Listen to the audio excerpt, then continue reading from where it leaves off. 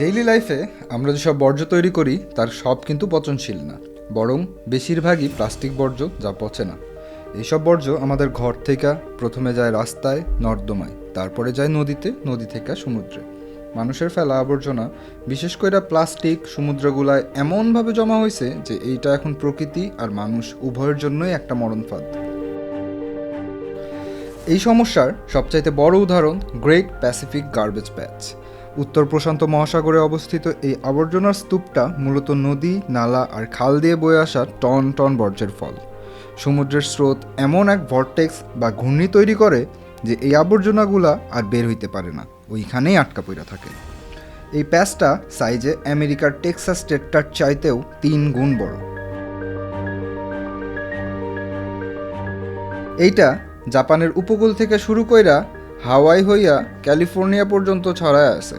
আর আবর্জনার স্তর এতই মোটা যে ঠিক কতখানি বর্জ্য এখানে আছে তা ক্যালকুলেট করাও এখন অসম্ভব। এইখানে বেশিরভাগই হইল পরিত্যক্ত মাছ ধরার জাল, প্লাস্টিকের দড়ি, শক্ত প্লাস্টিক আর ফোম।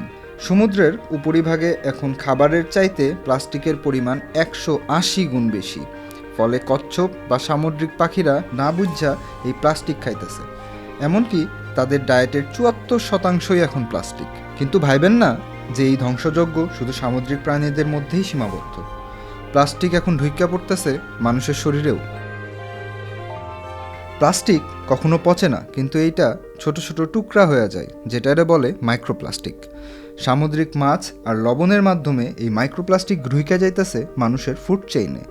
আর একবার যদি কোনোভাবে এইটা মানুষের পরিপাকতন্ত্রে ঢুইকা যাইতে পারে, তাইলে তা হরমোনের ব্যালেন্স যেমন নষ্ট করে, তেমনি এন্ডোক্রাইন সিস্টেমের 12টা বাজায়। এই গ্রেট প্যাসিফিক গার্বেজ প্যাচ এর প্রভাব এতই বিশাল যে ফর ওশেন বা দ্য ওশেন ক্লিন আপের মতো সংস্থাগুলা এটা নিয়ে কাজ করতেছে। জাতিসংঘের বর্জ্য ব্যবস্থাপনার নীতিমালা মূলত জিরো ওয়েস্ট বা সার্কুলার ইকোনমি, এই 2টা কনসেপ্টের উপর ভিত্তি কইরা তৈরি। তাদের মূল পলিসি হইল রিডিউস, রিইউজ, রিসাইকেল বা 3R মডেলরে শক্তভাবে কার্যকর করা। সদস্য দেশগুলারে জাতিসংঘ এমন সব আইন করতে উৎসাহ দেয় যেখানে প্লাস্টিকের উৎপাদন কমানো, পচনশীল বর্জ্য থেকে সার তৈরি এবং ক্ষতিকর বর্জ্যের নিরাপদ অপসারণ নিশ্চিত করা যায়।